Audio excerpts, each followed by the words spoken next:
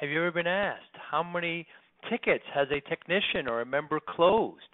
Here under operations, the very second one there, we have closed tickets by member. What's exciting about this one is that one of our MSP partners actually asked to show it over 2 periods, so show it trending. So we actually set it up where you can choose 2 different periods.